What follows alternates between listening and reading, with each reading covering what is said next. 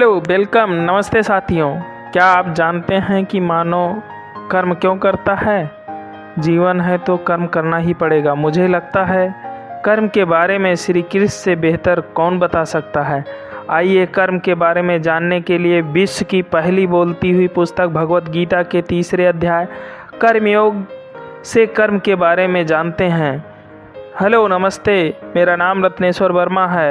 इससे पहले कि आप कर्मयोग की जानकारी में डूबें, मेरे चैनल को सब्सक्राइब, शेयर और वीडियो को लाइक कर दें। ओम नमो भगवते वासुदेवाय नमः।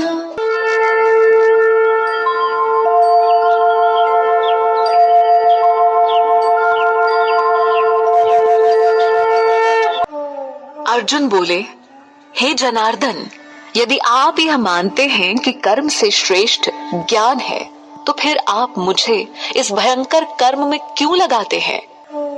आपके दुविधापूर्ण वाक्य से मेरी बुद्धि मोहित सी हो रही है। अतः आप निश्चित रूप से उस एक मार्ग को कहिए जिससे मैं परम श्रेय को प्राप्त कर सकूं। श्री भगवान बोले, हे अनघ, इस लोक में 2 प्रकार की निष्ठा मेरे द्वारा पहले कही गई है। उनमें ज्ञानियों की निष्ठा ज्ञान योग से और योगियों की निष्ठा कर्म योग से होती है। मनुष्य न तो कर्मों को आरंभ किए बिना निष्कर्मता को प्राप्त होता है और न ही कर्मों के त्याग मात्र से सिद्धि को प्राप्त होता है। कोई भी पुरुष किसी क्षण बिना कर्म किए नहीं रह सकता, क्योंकि प्रकृति से उत्पन्न गुणों के द्वारा परवश हुए सभी पुरुषों से कर्म करवा लिया जाता है। जो मूर्ख पुरुष कर्मेंद्रियों को हठ पूर्वक रोक कर मन से इंद्रियों के भोगों का चिंतन करता रहता है, वह मिथ्याचारी कहा जाता है। हे अर्जुन, जो मनुष्य मन से इंद्रियों को वश में करके आसक्ति रहित होकर समस्त इंद्रियों के द्वारा कर्मयोग का आचरण करता है, वही श्रेष्ठ है। तू नियत किए हुए श्रेष्ठ कर्म कर, क्योंकि कर्म के ना करने की अपेक्षा से कर्म करना श्रेष्ठ है।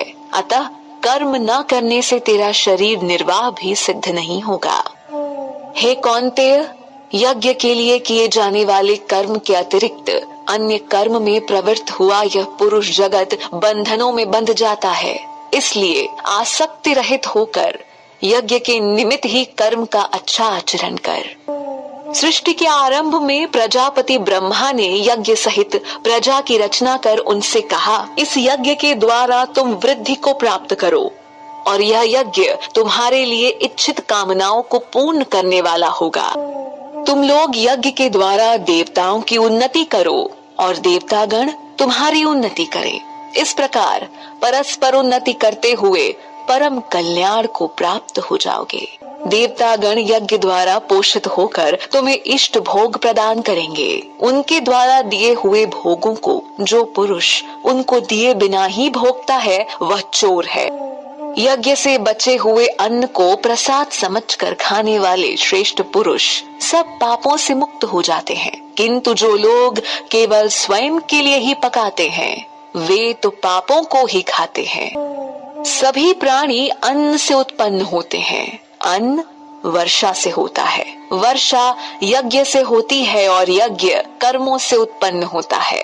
कर्मों को तू वेद से उत्पन्न जान और वेद को अक्षर ब्रह्म से प्रकट हुआ जान। इसलिए वह सर्वव्यापी परमात्मा यज्ञ में नित्य प्रतिष्ठित है।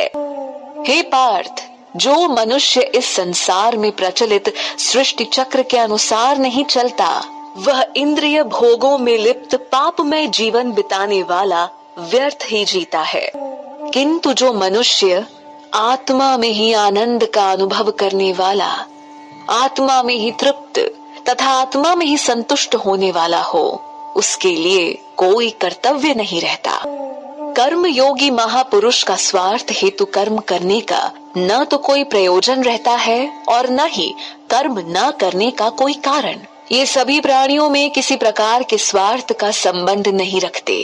इसलिए तू आसक्ति रहित होकर सदैव कर्तव्य कर्म का आचरण कर, क्योंकि अनासक्त पुरुष कर्म करता हुआ परमात्मा को प्राप्त होता है। राजा जनक जैसे अनेक महापुरुष भी कर्म के द्वारा ही परम सिद्धि को प्राप्त हुए हैं।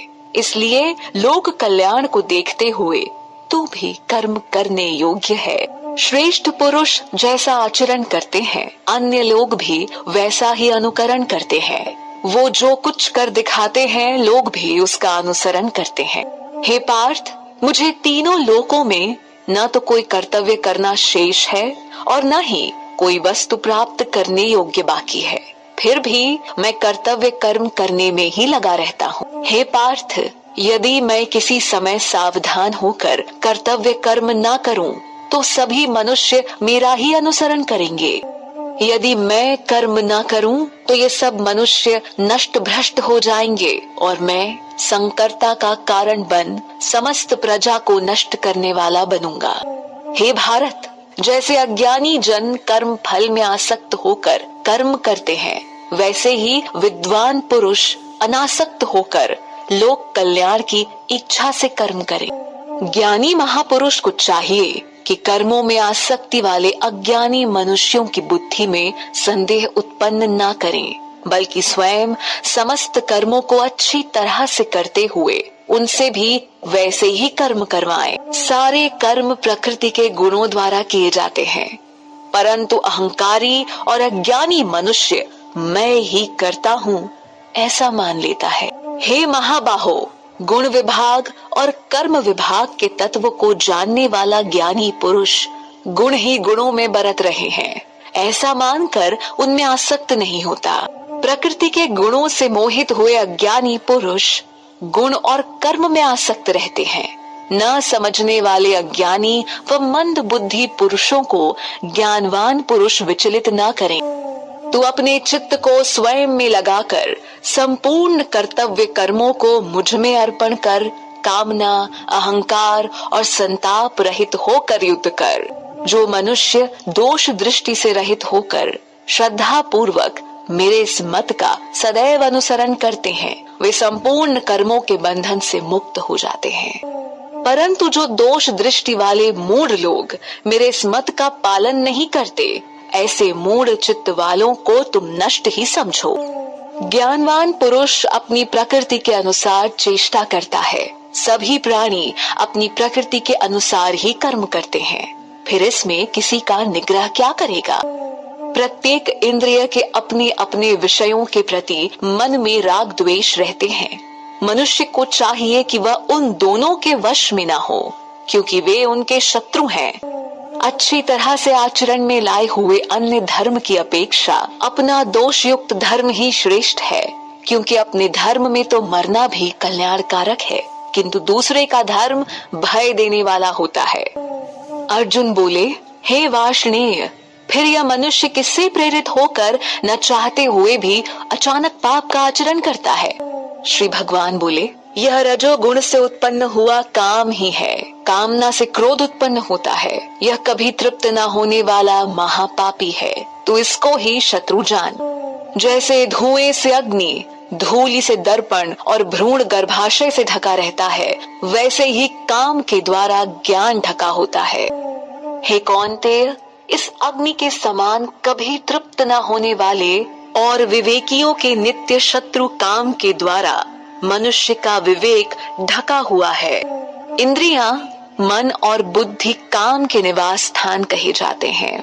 इन्हीं के द्वारा ये ज्ञान को ढककर देही पुरुष को मोहित कर लेते हैं। इसलिए हे भरत शर्भ, तुम पहले इंद्रियों को वश में करके ज्ञान और विज्ञान का नाश करने वाले इस काम रूप महान पापी को नष्ट करो। कर्मेंद्रियां स्थूल शरीर से श्रेष्ठ हैं। इंद्रियों से श्रेष्ठ मन है तथा मन से अधिक श्रेष्ठ बुद्धि है और बुद्धि से भी उच्च आत्मा है। हे महाबाहो, इस प्रकार बुद्धि से सर्वश्रेष्ठ आत्मा को जानकर बुद्धि के द्वारा मन को वश में करके तू इस काम रूप शत्रु को मार डाल।